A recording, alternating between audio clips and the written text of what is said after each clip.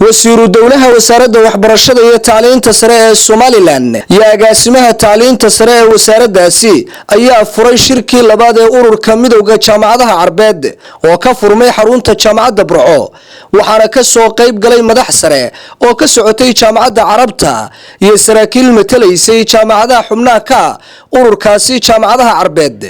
ajandaha shirka ayaa ahaa gorfaynta tayeynta tacliinta sare ugu horeyn waxa ka hadlay madasha gudoomiyaha jaamacadda Burco ee marti gelinaysay shirkaasi Professor Salman Dirir Abdi sidoo kale waxa ka hadlay munaasabada xubno kale oo kamid ah mas'uuliyiinta jaamacadda Burco oo kala ahaa madaxa xiriirka bulshada ee jaamacadda Burco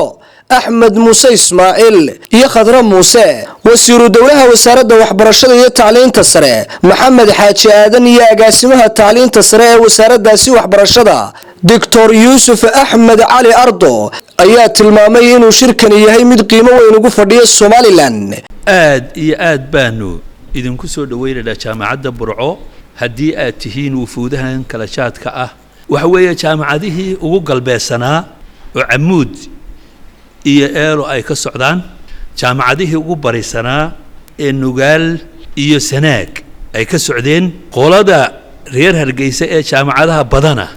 iyaguna inta badan may soo dhaafi jirin 5 maylka iyana aad baan u soo dhaweynaa sida isu soo xilqaameen wasiir dawlihii Maxamed Xaaji Aadan agaasimihii guud ee Dr. Yusuf Ahmed Ali oo runtii ah labadii tiir ee waxaan oo dhan isku xidhay ayaan mahad celinayaa waxaan mahad celinayaa professorada halkan inala fadhiya ee kamida ururkii jaamacadda Carabta jaamacadda Burco oo cudwika itixaad al-jaamacaat al-arabiya way ku faraxsan tahay inay marti geliso shirkan in magaalada Burco lagu qabto shirka qaradan iyo miisaankan la way ku faraxsan tahay sharaf ay u tahay jaamacadda Burco wa ashkuruhum shukran jazilan ala نرحب ونشكر وكل الشكر الجزيل على تواجدهم بيناتنا marka ugu horeysa horta Ilaahay baynu mahad celineen aynu runtii ku qaabilay ururka jaamacadda Carabta iyo mas'uuliyiintiisa aynu xiriir la yeelano caalamka si aynu